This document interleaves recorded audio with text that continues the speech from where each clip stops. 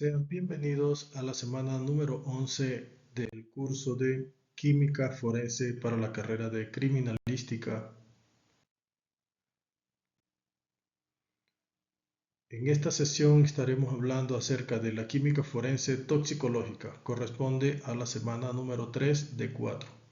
Específicamente estaremos trabajando con análisis forense de residuos de disparo y análisis forense de fibras y pinturas. Corresponde para esta semana la evaluación del aprendizaje autónomo número 5, el cual se encuentra disponible en la plataforma Moodle correspondiente de este grupo.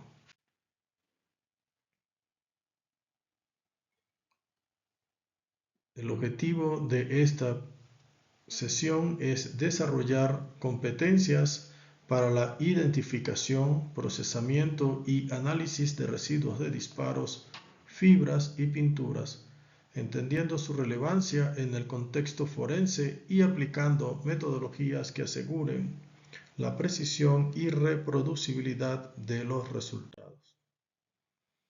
Corresponde a los conceptos previos los que tenemos de principios básicos de química.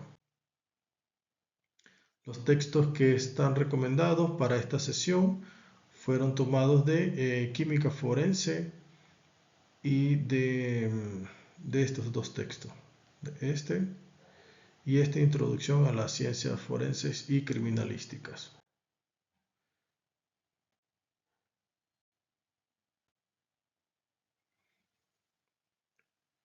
Empecemos con el análisis forense de residuos de disparos. Los chinos inventaron la pólvora en el siglo IX de nuestra era para fabricar fuegos artificiales y armas, y son los bizantinos y los árabes los que introducen en Europa la pólvora alrededor del año 1200. Esta pólvora tradicional o pólvora negra ha sido sustituida progresivamente por la denominada pólvora sin humo. Hoy en día se utiliza en los propulsores de las armas de fuego. Actualmente, un porcentaje elevado de los delitos que se cometen guardan relación con las armas de fuego.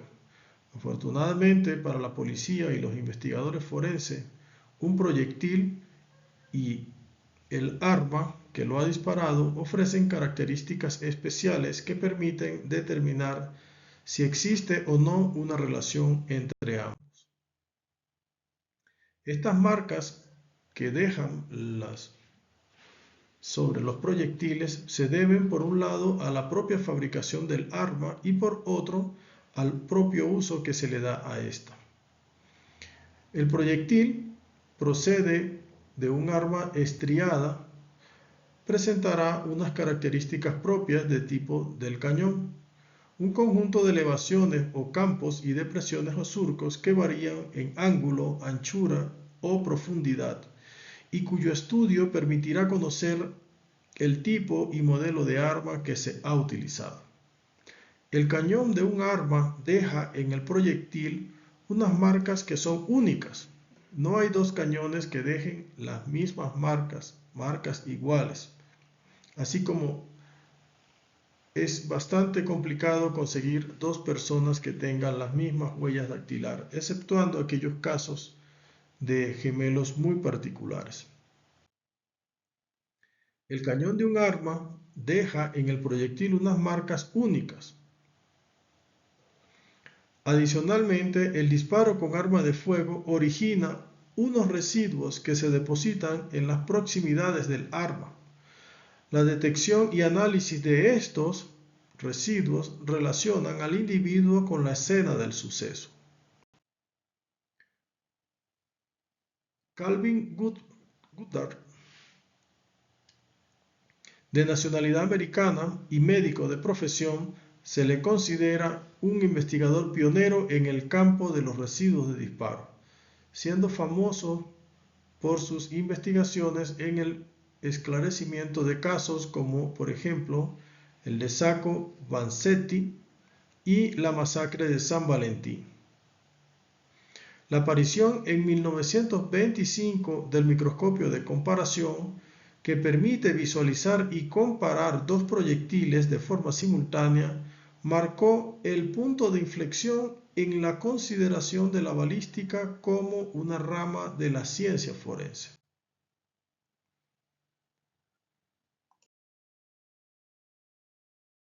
Respecto al caso de Sacco y Vanzetti en 1920, tenemos que Nicola Sacco y Bartolomeo Vanzetti fueron dos inmigrantes italianos acusados de asesinato durante un robo. En su momento, la balística era una ciencia en desarrollo y la evidencia sobre las armas de fuego utilizadas en su juicio era confusa y poco concluyente. A Calvin Goddard se le consultó unos años después sobre el veredicto para revisar la evidencia balística, aunque su examen llegó demasiado tarde para cambiar el destino de estos acusados. Otro caso en donde intervino fue en la masacre de San Valentín en 1929. Ocurrió en Chicago la masacre de San Valentín, uno de los ataques brutales donde murieron 7 hombres de una banda rival de Al Capone. La policía encontró casquillos y balas en la escena, pero no tenía una manera precisa de relacionarlos con las armas específicas. Calvin Goddard utilizó un microscopio de comparación para examinar las marcas en los proyectiles y los casquillos encontrados, comparándolos con los de las armas de los sospechosos. Aunque los resultados del análisis fueron concluyentes, no se hizo ninguna denuncia formal sobre el caso. Sin embargo, el aporte de Calvin en el análisis forense de residuos de disparos se hizo evidente. Hablando específicamente, un arma de fuego es un arma letal de cañón de cualquier tipo, desde la cual se pueden disparar cualquier tiro. Puede ser una bala u otro misil.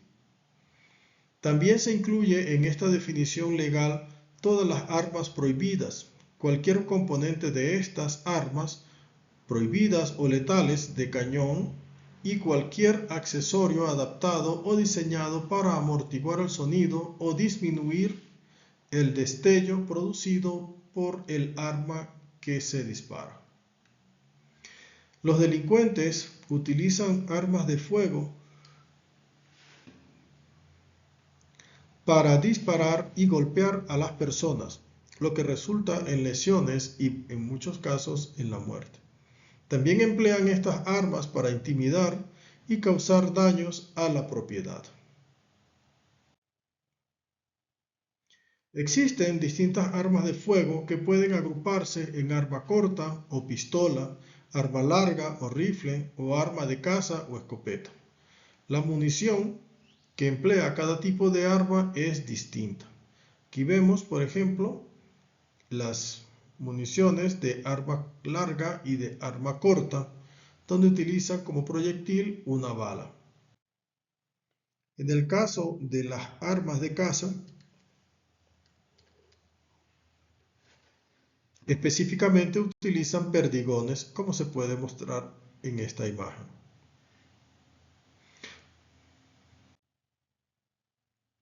Composiciones típicas que se han empleado para iniciar y propulsar la munición, como por ejemplo, en el caso de un proyectil, de un arma larga, donde se diferencian sus componentes y composición química básica.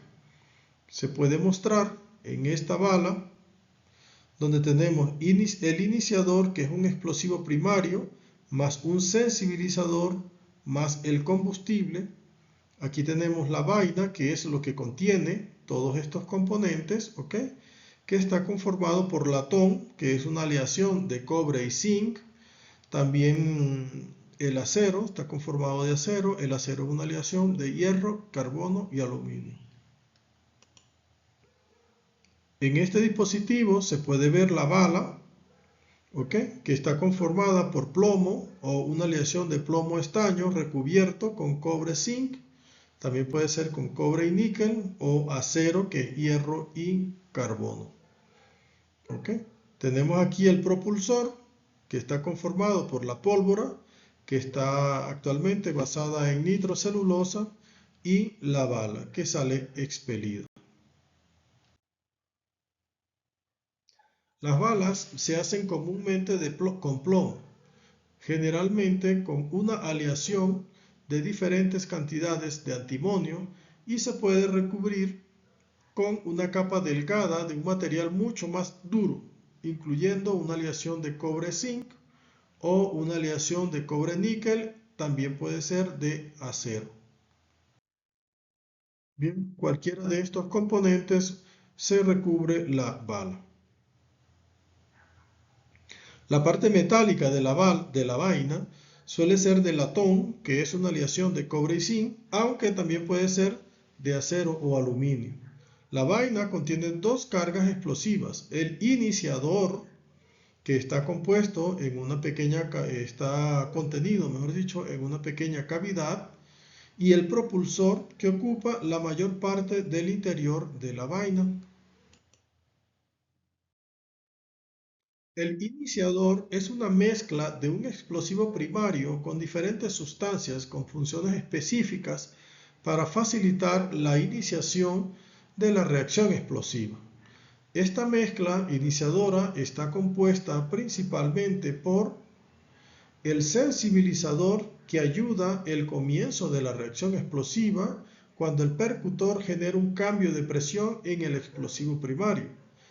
También está conformada por el combustible, que facilita el mantenimiento de la llama durante el tiempo necesario para que el explosivo propulsor se encienda, y el oxidante, que suministra el oxígeno tanto para el combustible como para el explosivo primario. Como explosivos primarios, típicamente se emplea el fulminato de mercurio y el estifnato de plomo, también el diazodinitrofenol. Aquí vemos la fórmula química del fulminato de mercurio. Vemos que el mercurio está como átomo central con dos moléculas alrededor. El estifnato de plomo, vemos aquí que este es compuesto de coordinación del plomo con el estifnato. Y el diazonitrobenzfenol, aquí vemos la fórmula química. La composición química de los iniciadores de alguna munición típica: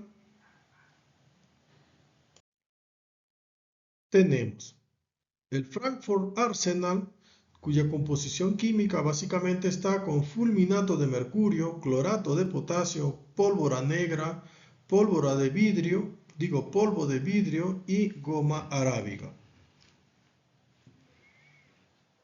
También tenemos la RWS, que está conformado por una marca patentada compuesta por estifnato de plomo, nitrato de bario, sulfuro de antimonio, dióxido de plomo, tetraceno, siliciuro de calcio y polvo de vidrio. Otra munición libre de plomo que no es tóxica, dentro de la primera Blazer libre de plomo tenemos tetraceno, 2,4-dinitrofenol, la pólvora sin humo y nitrato de estroncio. El Winchester utiliza el 2,4-dinitrofenol, el diazol, el nitrato de potasio, bromo y nitrocelulosa.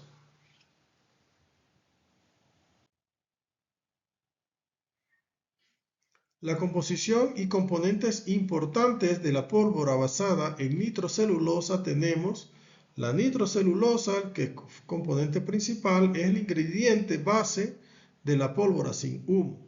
Esta nitrocelulosa es la celulosa que ha sido tratada con ácido nítrico para introducir grupos nitro, haciéndola altamente inflamable y de combustión controlada. La nitrocelulosa con diferentes grados de nitración afecta la velocidad y estabilidad de la combustión. Otro componente es la nitroglicerina, en el caso de la doble base. En ciertas pólvoras, como la de doble base, se agrega nitroglicerina a la nitrocelulosa para mejorar la energía liberada durante la combustión, haciendo que la pólvora tenga una mayor potencia y una velocidad de combustión ajustable. También tiene componentes estabilizadores que son compuestos como la difenilamina o el éter de etilo, que se agregan para evitar que la nitrocelulosa y la nitroglicerina se descompongan, lo cual puede hacer que la pólvora se vuelva inestable con el tiempo. Estos estabilizadores ayudan a prolongar la vida útil de la pólvora. También está conformada por plastificantes y modificadores de la combustión. Dentro de ellos tenemos el dimetilftalato o ciertos aceites que pueden añadirse para hacer que la mezcla sea más moldeable y flexible, especialmente en aplicaciones militares y deportivas, donde se requiere estabilidad en distintas condiciones. Además, pueden incluirse aditivos que regulan la velocidad de combustión y que aseguran que la explosión sea controlada y uniforme. Otro componente que tenemos en estos dispositivos es los agentes antioxidantes y retardantes. En algunas pólvoras se incluyen aditivos antioxidantes para reducir la oxidación y la corrosión, especialmente en aplicaciones que involucran humedad o temperaturas extremas. Los tipos de pólvora que tenemos sin humo según la composición son de base simple, aquellas que contienen únicamente nitrocelulosa como agente energético. Tenemos de doble base que contienen tanto nitrocelulosa como nitroglicerina, lo que la hace más potente.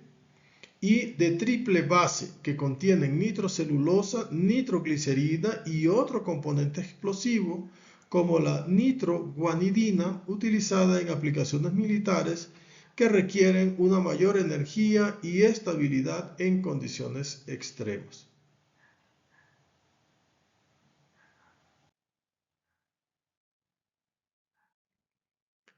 Aquí tenemos un resumen de la composición de las pólvoras basadas en nitrocelulosa.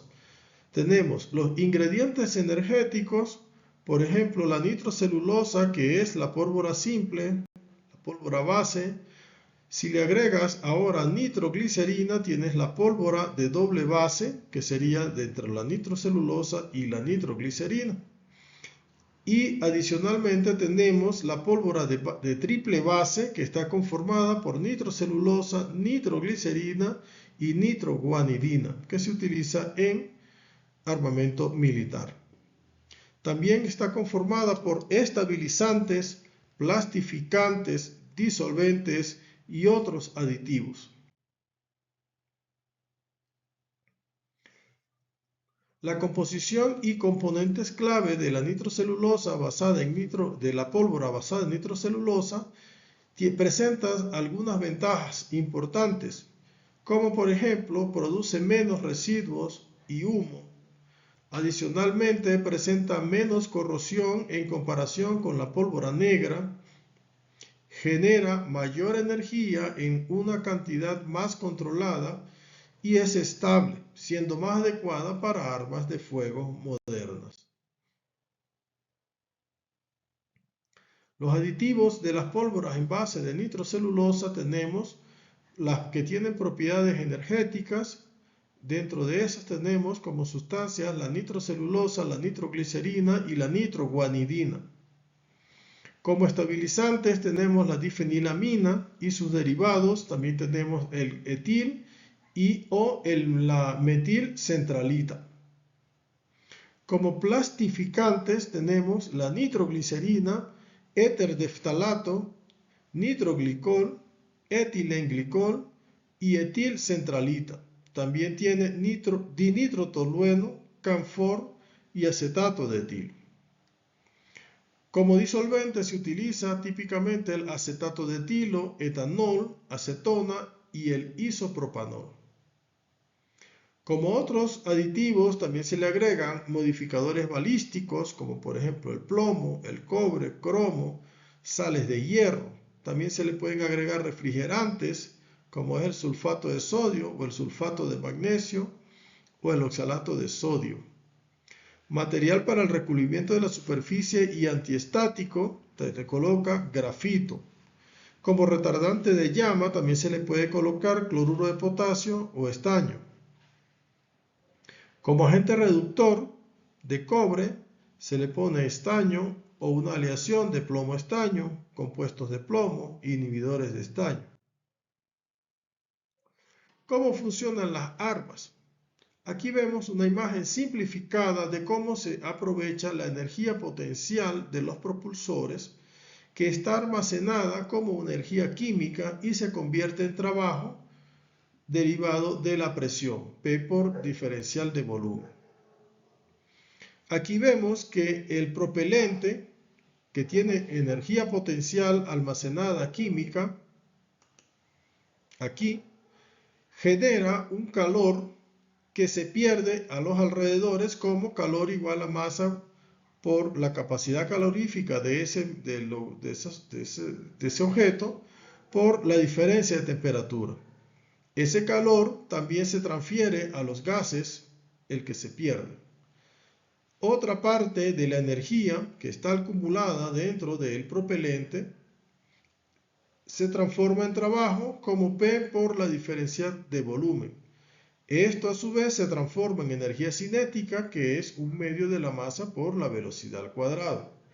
También hay otras pérdidas, como por ejemplo por la luz, combustión incompleta, por la fricción con el tubo, etc.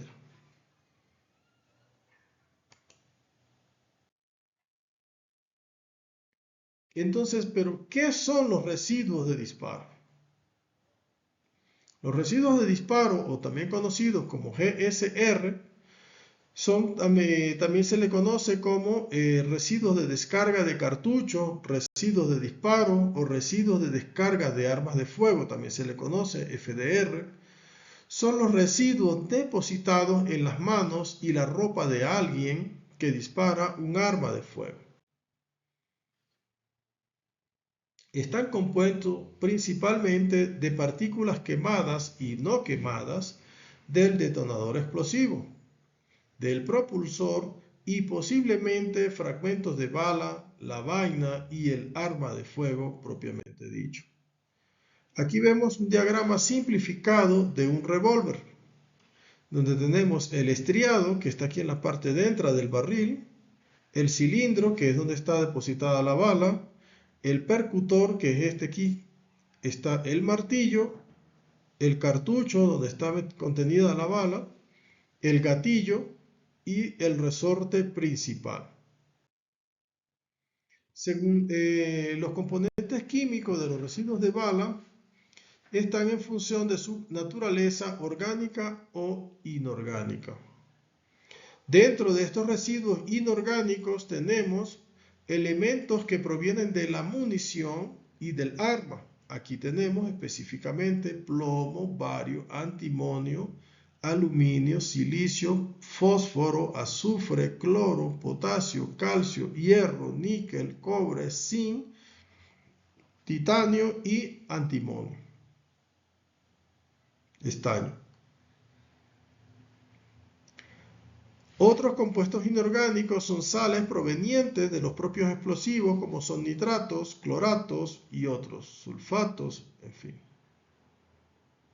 Dentro de los componentes orgánicos tenemos compuestos provenientes del propulsor, como lo es la nitrocelulosa, la difenilamina, la etilcentralita, entre otros compuestos orgánicos.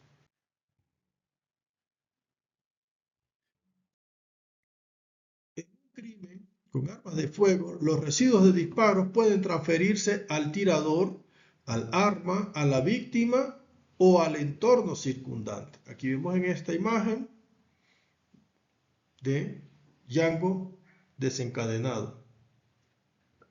Entonces vemos donde están los residuos de arma de fuego, donde pueden quedar tanto en el tirador, en el arma, en la víctima y en la escena del crimen. Los residuos de disparos pueden recogerse empleando un dispositivo para microscopía electrónica con una cinta adhesiva. También puede ser aspirándolos mediante vacío o atrapándolos mediante frotado de la superficie de interés con un hisopo de algodón, entre otros posibles métodos. Pero entre todos estos son los dispositivos de microscopía electrónica con barrido y dispersión de rayos X. Son estos que tienen sus adhesivos los que se recomiendan en la guía ASTM-E 1588-174, que habla sobre el análisis estándar de los residuos de disparo mediante microscopía electrónica de barrido con acoplamiento de espectrometría de rayos X de dispersión de energía, mejor conocido como SEM-EDX. Las muestras pueden recogerse tanto de las manos del tirador, del entorno del disparo, por ejemplo, la ropa, el cabello del sospechoso, de la bala, de la diana en la que se ha disparado donde ha hecho objetivo, de la superficie cercana al punto de descarga o incluso en la propia arma si es que fuera esta disponible. Aquí vemos los residuos de disparo pueden recogerse tanto empleando una cinta adhesiva, que es la que se utiliza en los equipos SEM-EDX, aspirando con vacío, frotándola con un hisopo y también otras técnicas más particulares. El muestreo, en este caso, como puede verse, es importante, puesto que se pueden utilizar para recoger e identificar estos residuos de disparo. Durante el muestreo también es necesario evitar contaminación con otras posibles partículas de residuos de disparo. Por eso, los dispositivos de muestreo no deben exponerse a zonas donde están las armas de fuego. ¿Ok? Cuando se analiza por SEM-EDX, solo debe exponerse al aire la muestra inmediatamente antes y después de colocarse en la cámara de vacío del microscopio electrónico de barrido. Además, es necesario emplear un dispositivo adhesivo de referencia que se exponga al aire al mismo tiempo en la que han estado expuestas las muestras para asegurarse de la ausencia de partículas de residuos de disparos en el aire. Cuando se muestrea ropa o muestras fibrosas, es conveniente muestrearlas solas, sin otras muestras de otros casos diferentes. Todas estas precauciones que estamos hablando en esta diapositiva se hacen específicamente para evitar contaminación cruzada.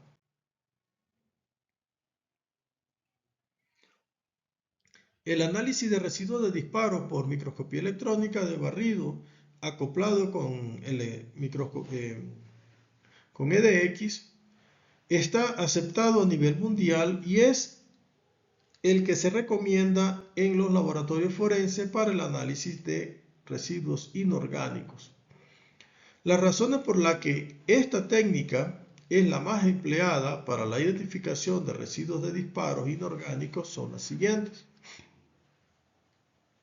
Primero, es una técnica no destructiva. Requiere una preparación de muestra mínima. Pueden analizarse partículas individuales.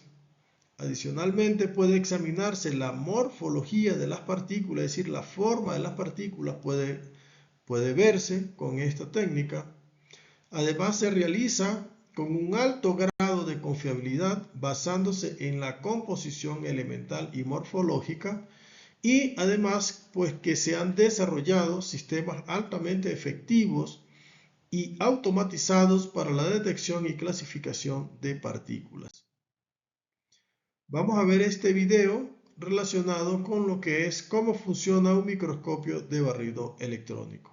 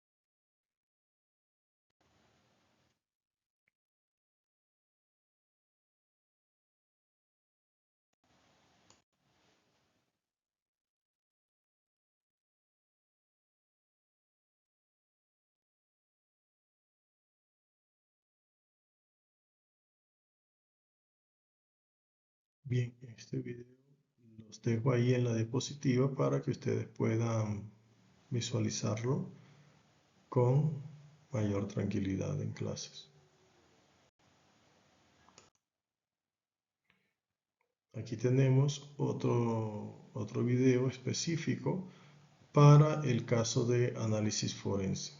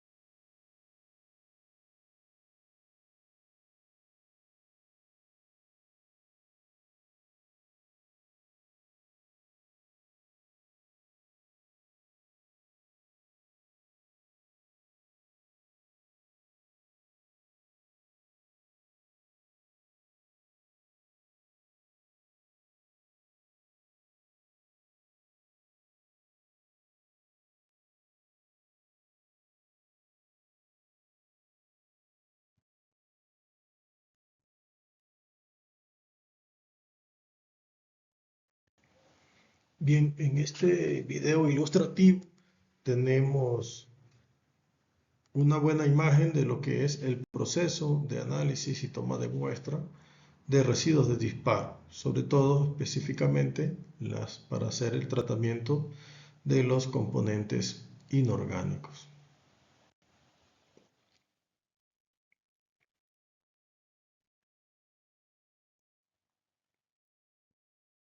Ahora pasamos a lo que corresponde al análisis forense de fibras y de pinturas. Según la Real Academia Española, una fibra es cada uno de los filamentos que entran en la composición de los tejidos orgánicos, vegetales o animales. Cada uno de los filamentos que se presentan en su textura algunos minerales como el amianto, un producto textil sintético, por oposición al de origen natural o por un filamento sintético de diversa naturaleza, y distintas aplicaciones industriales, como por ejemplo fibras de vidrio, de carbono, entre otros significados.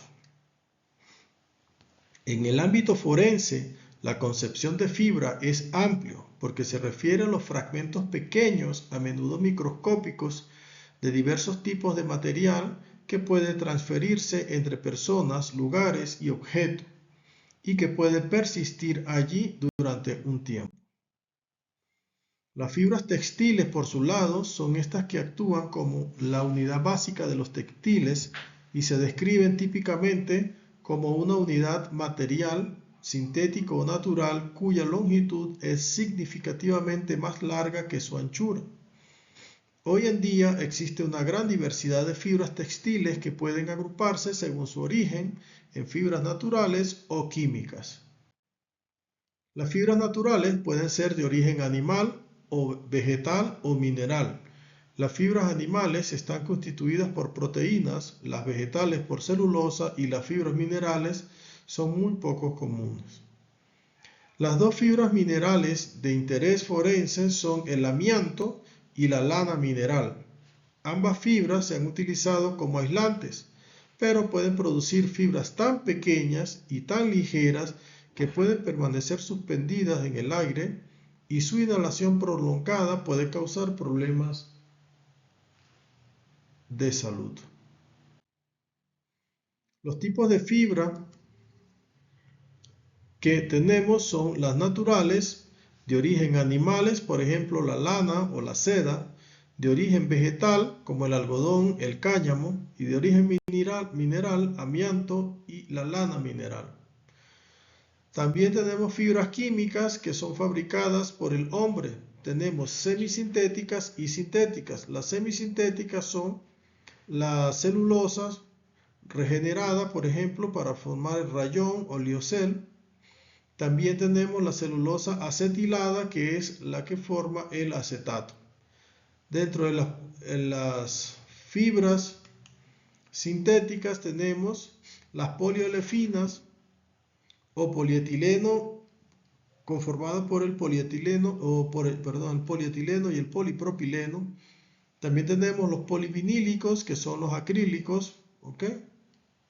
Las poliamidas, que son amidas, el nylon, pues específicamente un ejemplo, el poliéster y otros, como por ejemplo poliuretanos no segmentados y segmentados de Spanx. Aquí vemos una imagen de la fibra vegetal, como por ejemplo el algodón, y una fibra animal como la seda. Vean la diferencia, como la de la seda de origen animal está totalmente lisa y esta de origen vegetal como tiene estas formas torcidas como entrelazadas. Las fibras químicas, por su parte, se caracterizan por ser todas polímeros compuestos por unidades repetitivas que pueden ser la misma estructura química o diferente. Aquí tenemos las fibras fabricadas por el hombre, se agrupan en semisintéticas y se elaboran a partir principalmente de las celulosas y fibras sintéticas, si se procesan a partir de materiales poliméricos sintéticos. Estas fibras fabricadas por el hombre se agrupan en fibras semisintéticas, si se elaboran a partir de celulosa, y semisintéticas si se procesan a partir de materiales poliméricos sintéticos. Dentro de las fibras semisintéticas tenemos aquellas que son fibras fabricadas por el hombre partiendo de la celulosa natural, por lo que también se le denomina fibras regeneradas. Estas están compuestas por celulosa natural que se procesa de una manera artificial para producir fibras diferentes. Las fibras de rayón y de liocel son fibras que se producen a partir de la celulosa, mientras que el acetato se fabrica a partir de esa celulosa acetilada. Aquí tenemos, por ejemplo, el rayón, la estructura química y la definición. Esta fibra está compuesta por celulosa regenerada, así como por fibras compuestas de celulosa regenerada en la que se ha sustituido no más del 15% de los hidrógenos de sus grupos hidroxilo. El liocel está compuesto por fibra de celulosa precipitada y producida por un proceso de extrusión con disolventes donde no se forman productos químicos intermedios. Aquí vemos su fórmula química. El acetato es una fibra en la que la sustancia formadora de la fibra es el acetato de celulosa, cuando no menos del 92% de los grupos hidroxilos están acetilados. El término triacetato puede utilizarse como descripción genérica de la fibra. También tenemos las olefinas, que son fibras sintéticas en la que la sustancia formadora de la fibra es cualquier polímero sintético de cadena larga, compuesto por al menos el 85% en peso del etileno, el propileno u otra sustancia olefínica. Tenemos también el acrílico con su respectiva fórmula química, que es una fibra sintética en la que la sustancia formadora de la fibra es cualquier polímero sintético de cadena larga compuesto por al menos el 85% en peso de unidades de acrilonitrilo, que es esta unidad. El modacrílico, que es una fibra sintética en la que la sustancia formadora de la fibra es cualquier polímero sintético de cadena larga compuesto por al menos el 85%, pero más del 35, entre 35 y 85% de acrilonitrilo. Tenemos la aramida, que es una fibra sintética en la que la sustancia formadora de la fibra es cualquier poliamida sintética de cadena larga en la que al menos el 85% de los enlaces de la amida se unen directamente a dos anillos aromáticos. El nylon, una fibra sintética en la que la sustancia formadora de la fibra es una poliamida sintética de cadena larga en la que al menos el 85% de su composición es amida. El poliéster, por su parte, es una fibra sintética en la que la sustancia formadora de la fibra es cualquier polímero sintético de cadena larga compuesto por al menos el 85% en peso de un éster o un ácido carboxílico aromático sustituido, incluyendo, pero no limitando, al tereftalato sustituido.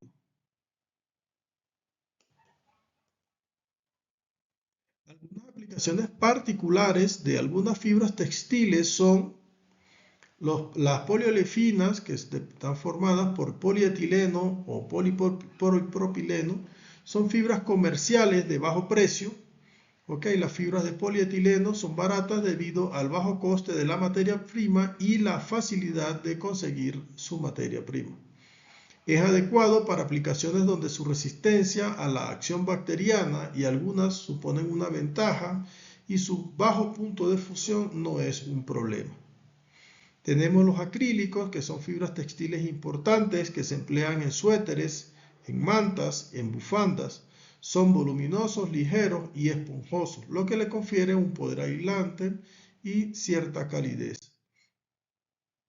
El nylon, que ha reemplazado el rayón en el cableado de los neumáticos al ser mucho más fuerte. Entre otras aplicaciones, también es famoso en la aplicación de medias para mujer. Las poliamidas, aunque es una fibra bastante cara, es extremadamente fuerte y, por ejemplo, se utiliza en la fabricación de chalecos antibala. Los poliésteres se han convertido en la fuente principal de fibra sintética de la economía mundial. Es relativamente barato de fabricar, bastante fuerte, tiene un punto de fusión bastante alto y se procesa fácilmente y presenta numerosas aplicaciones. Hablando acerca del pelo humano y de animal, tenemos el pelo humano y de animal se forma a partir de la queratina, que es una proteína que se origina cuando muere el folículo piloso del material celular de la piel. El pelo es una clase especial de fibra que tiene una estructura característica. El pelo tiene tres componentes principales: la cutícula, la corteza y la médula.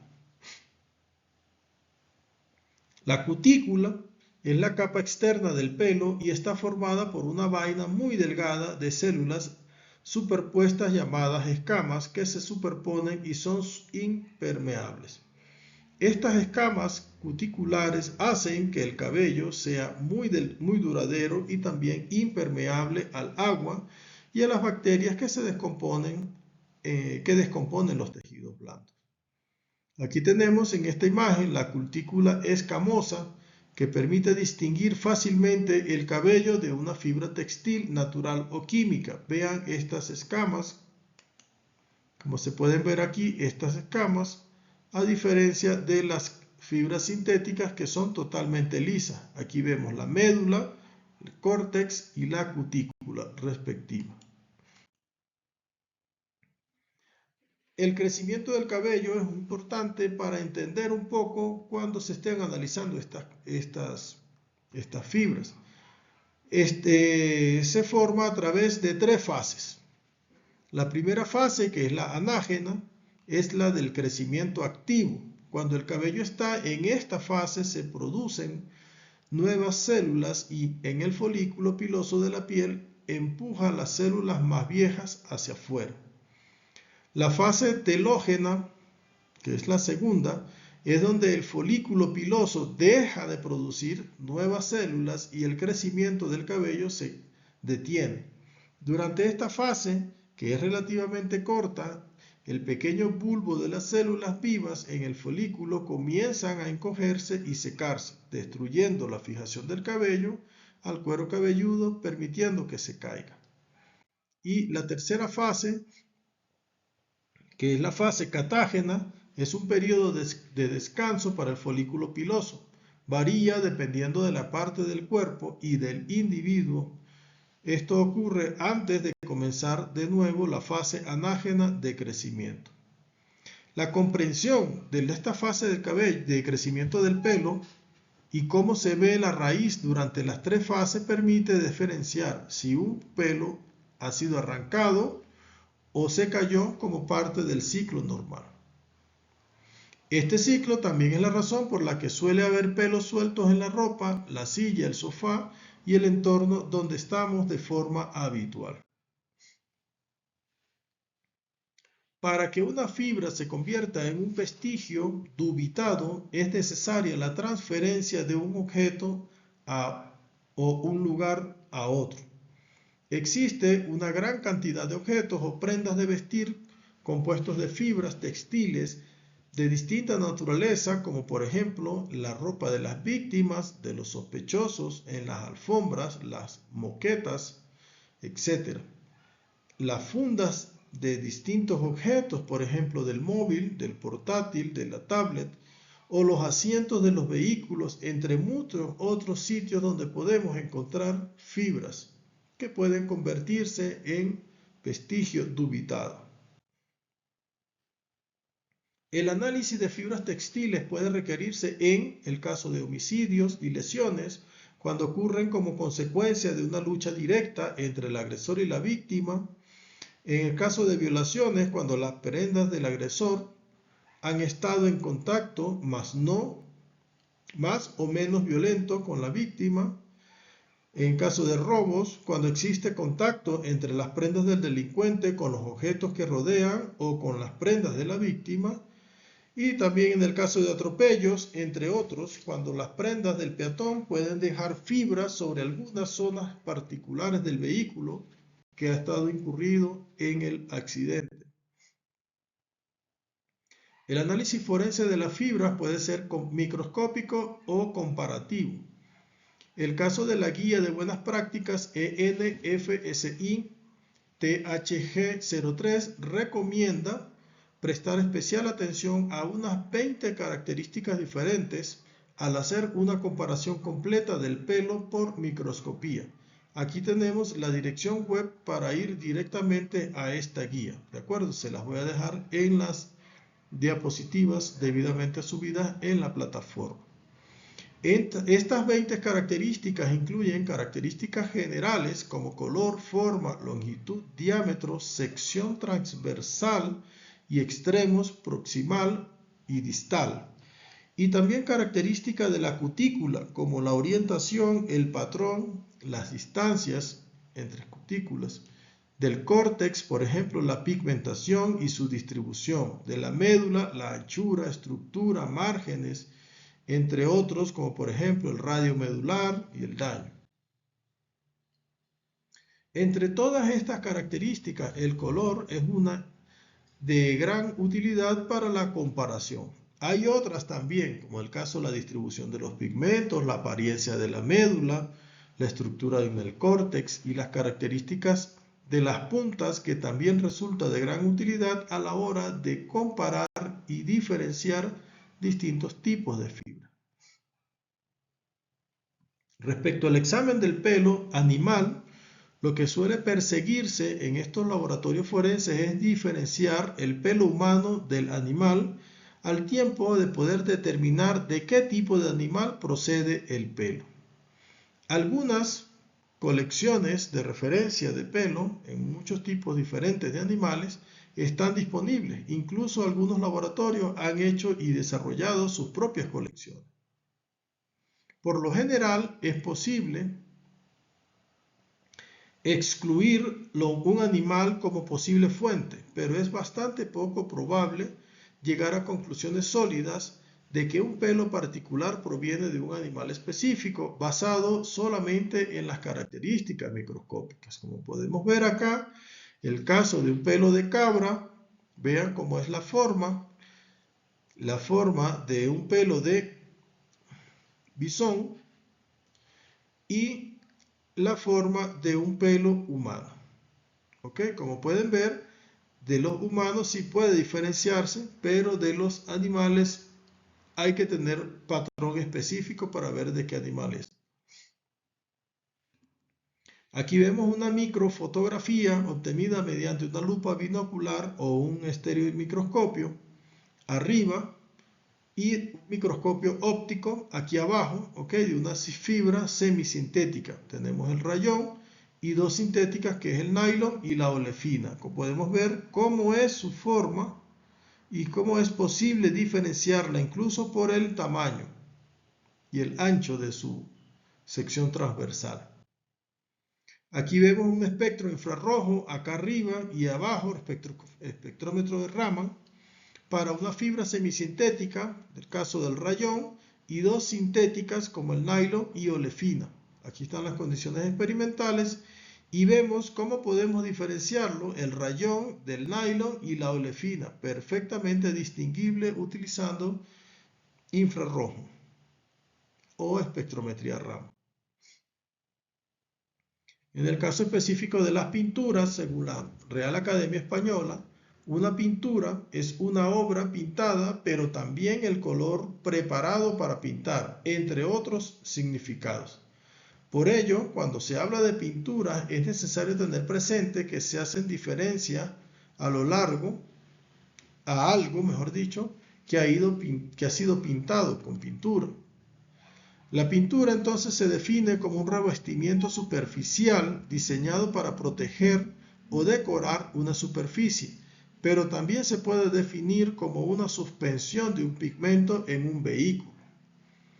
Este término de vehículo que se utiliza en las pinturas se utiliza para describir la porción líquida de la pintura compuesta por el disolvente y el aglutinante. El disolvente es la parte volátil y el aglutinante es la fracción del vehículo de la pintura que proporciona la adherencia, tanto dentro de la película como en la pintura al sustrato. También se llama resina y es la proporción no volátil del vehículo de la pintura. Aquí vemos un esquema aproximado, general, bastante general, de la composición de una pintura. Tenemos el vehículo formado por el disolvente, que es la parte volátil, el aglutinante, que es el vehículo fijo o ligante. Tenemos el pigmento, que se utiliza para colorear, o pigmentos de refuerzo, en algunos casos de interés, y algunos aditivos. Los aditivos, aquí algunas definiciones, los aditivos son materiales añadidos a una pintura o recubrimiento en pequeñas cantidades y con diferentes proporciones. El aglutinante, por su lado, es una sustancia que une las partículas del pigmento entre sí y el sustrato. También pueden ser el disolvente o el vehículo de una disolución de colorante. El pigmento extensor es un pigmento que se añade a un colorante para alterar su aspecto final, así como para reducir los costos de la fabricación. La laca también se utiliza y es una capa fina protectora que se seca por evaporación del disolvente. Estas lacas no polimerizan, pero pueden ser polímeros. Los modificadores son unas sustancias que añaden en pequeñas cantidades para alterar las características físicas o químicas de un recubrimiento. La opacidad es el grado de claridad de un revestimiento. Estas capas superiores deben tener una opacidad mínima y ser casi claras. Las capas colorantes deben ser altamente opacas para cubrir lo que está debajo. También se utilizan plastificantes, que son sustancias que se añaden a un material polimérico para suavizarlo y aumentar su flexibilidad. El barniz es la capa protectora que puede contener aceites, resinas, disolventes. Por ejemplo, el barniz de poliuretano es el ejemplo de barniz que polimeriza después que se aplica al sustrato. El sellante, por su parte, es el revestimiento diseñado para sellar una superficie porosa. Se puede utilizar como imprimación o como capa superior. En esta figura vemos la constitución de los componentes en el caso de las pinturas arquitectónicas. Tenemos una capa protectora, que es la que aísla de la humedad y protege de la intemperie. Una capa colorante que proporciona el pigmento o tinte, que es opaca, y la imprimación, que es la que prepara la superficie para su posterior pintado. Aquí tenemos el sustrato, que puede ser poroso o no poroso. El caso que muestro acá son de pinturas arquitectónicas. El que sigue, esta figura, corresponde a la pintura de vehículos. Aquí vemos la capa protectora que mejora el brillo, la durabilidad y la apariencia, la capa de color que colorea la superficie, la capa base que añade diferentes aditivos y efectos que pueden ser de escamas o metálicos. Finalmente tenemos la capa de imprimación, que es la primera capa colocada sobre la superficie metálica para prepararla y recibir las capas posteriores y unirlas al sustrato. Esta capa suaviza y oculta algunas imperfecciones y evita, el caso de las superficies metálicas, la oxidación. Otro aspecto importante es la transferencia y persistencia e interés forense en las pinturas. Las pinturas en aerosol y las pinturas arquitectónicas pueden transferirse a la ropa, que puede estar seca o húmeda, y a otros objetos. La pintura de vehículos puede transferirse a otros vehículos, al individuo propiamente involucrado en el incidente, a su ropa y a otros objetos. El principal interés forense de la pintura se encuentra asociado a pequeñas escamas de pinturas multicapas. Estas escamas de pintura pueden ser un homicidio, de asaltos, atropellos, robos, entre otros, implicando la mayoría de las veces pinturas de vehículos y arquitectónicas. Se pueden recoger trazas de pinturas de automóviles en la ropa de la víctima atropellada o como consecuencia de algún alunizaje o cuando un vehículo ha golpeado de alguna forma un edificio. Podemos verificar y tomar muestras del escenario de ambas partes para poder luego comparar y poder proponer alguna solución. El análisis forense de pintura también está conformado por análisis microscópico y comparativo. El primer paso para examinar las muestras de pintura suele ser un examen microscópico, siendo suficiente el empleo de un estereomicroscopio para ver los detalles de la superficie y el color. En este caso precisamos de un análisis instrumental.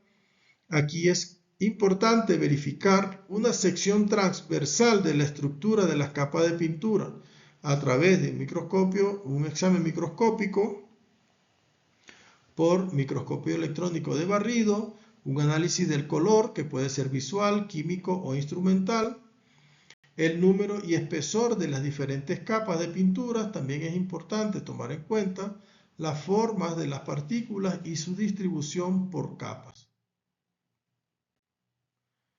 Como conclusión, podemos decir que los residuos de disparo son una mezcla compleja de compuestos orgánicos e inorgánicos en formas de partículas quemadas y no quemadas procedentes del iniciador, el propulsor, de los metales del proyectil, en este caso la bala y la vaina, y el propio cañón del arma que se dispara.